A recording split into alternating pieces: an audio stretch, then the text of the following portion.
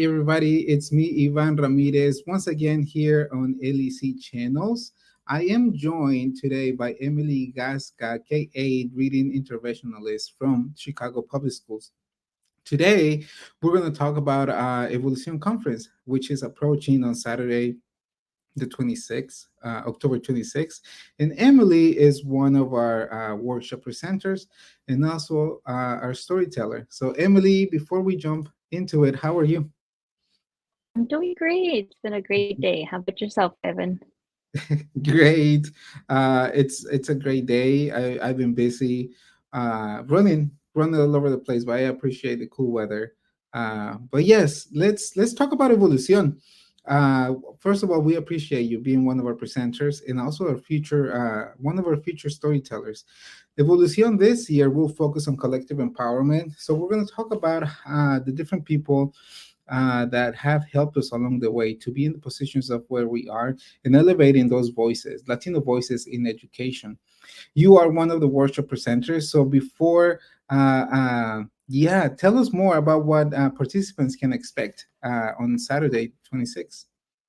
Yes, I will be hosting a workshop on reading and sharing a reading kind of framework that I have been able to create throughout my years as a kindergarten teacher. So, understanding the foundational principles when it comes to literacy and for our youngest learners, and also integrating social emotional learning with how we're able to teach our students, establishing those lifelong skills to become um, fluent readers, and also how their academic careers to be able to pour into them and leading them into the future and pouring into their purpose in life, right? Helping them identify what are their strengths. And through reading and teaching them how to read, I think is one of our most powerful tools. So I'll be sharing a little bit of that experience. And I also am able to align it with the Danielson framework, which is what our schools, my district uses to be able to evaluate our profession. Okay, let me go back a little bit because the reason why you are, well, not the reason, but you are a reading interventionalist now, but something happened way back in your journey that inspired you to take reading, and now reading is a big part of who you are. So can you share a little bit of what inspired you in your journey in education and how it has affected or how it has enhanced your personal background? Yes, so I was part of the storytellers back in the spring.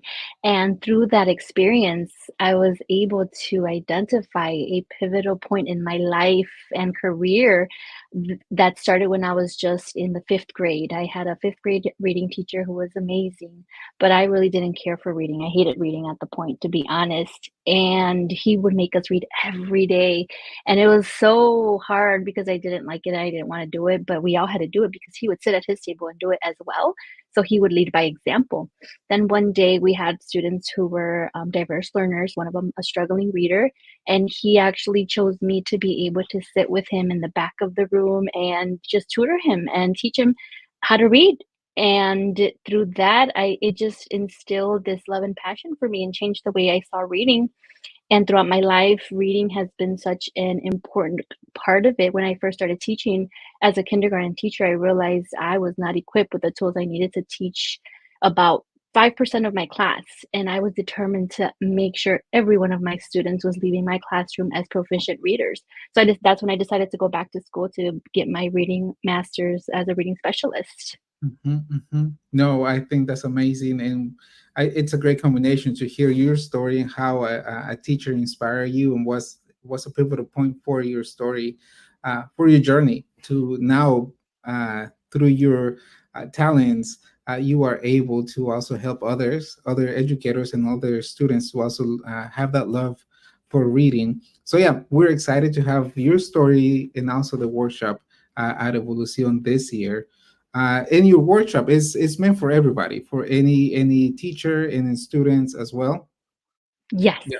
yes. Okay. So in your opinion, what are some of the challenges faced by Latino students now with reading in our minds? I would say that one of the challenges is understanding the way reading works, understanding the different components of reading, and that it's really important for us to be able to feel safe in an environment when we're learning to read, and as we're reading, to be able to comprehend and understand. So, one of the challenges is sometimes a lot of our students, especially we have a lot of newcomers coming into Chicago and Illinois and around the nation that they have gone through so many traumatic experiences. So it's helping students understand and navigate through that while also teaching them to learn to read and how to read and comprehend and all the wonderful, beautiful things that happen when we read. How do we address that? How do we empower the students? By identifying their strengths, letting them see and honing in on that their identity is a beautiful part of who they are. So helping them see their journey is part of who they are and who they're going to become. So not so much kind of trying to take away from their past, but actually using their past and their journeys to be able to help them identify their strengths and pour into that. So when they're older and they're in their future, just as I was able to look back on my life as a student who just didn't want to be seen, actually that was an important part of my life because my teacher changed the trajectory of my life. Had it not been for that moment, who knows where I would have been. So it's being that empowering our students to say, hey, I was you when I was in the fifth grade classroom. I was you when I was in eighth grade. Like, I know what you're experiencing. Maybe we didn't experience the same things, but those feelings and emotions may be similar. So let's work together and let me share with you. And I care about you, and because I want your future to be have a better future, and making sure that you get what you need in this like time with me. I'm going to work to let you know and show you and lead you, and it's all about making those connections with our students. Yeah. No, this year at Evolución, we are adding another. In the past, we have invited educators and also prospective educators. This year, we have parents also coming to Evolución. So I know this workshop will also be really powerful for them. Here at LEC, we have a support group for parents, and in there, a literacy council. So in there, we talk a lot about the science of reading, different strategies that parents can use early newborn and little kids and pre-K, kindergarten that they can use at home. So I know there's a lot of interest in this. Parents also want to learn how they can support their students. Last, are there any strategies or practices that you have found effective in elevating the voices of Latino students? Yes, I mean, just getting to know their story and getting to know their culture, their family, and their background. I found throughout my career that many times, even if the students come from the same country or the same town, it's still they each have their own different unique beliefs and way of thinking and way of their traditions.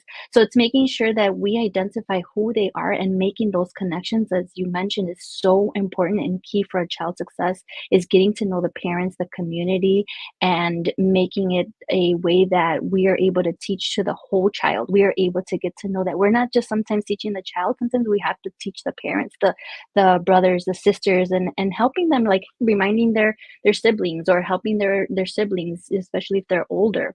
So it's important to making those connections. The strategy I would recommend is making sure that you get to know the student and their family for who they are and not make assumptions. True, true, true. Anything else we should know about your story? What we can expect? What anything else you would like to add?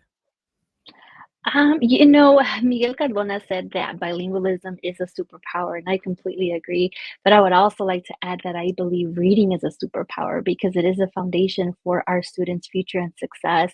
And there's so much research in regards to reading that determines each child's success. That's why I'm so passionate about making sure that I close the gap and early on, because the older they get, the higher the percentage rate of students not being able to read. So it's important that we really build those foundations from the ground up and closing the gap early on, be in early childhood. Mhm. Well, it's Hispanic Heritage Month. Are there any books that you recommend for Hispanic Heritage Month, authored by Latino authors? Yeah. I one of my favorite is Sandra Cisneros. That's one of the books that my students were reading, eighth graders that I work with were reading. So definitely, she is one that I enjoy, and she has such great, rich text. Mhm. Well, thank you. This was a short conversation just to spotlight you as one of our storytellers and also our workshop presenters. But we look forward to seeing you on the 26th in LEC community. The registration is still open. leckc.org/Evo24. If you would like to hear from Emily and then many of our other presenters that we will be spotlighting this week. Thank you, Emily. Thank you.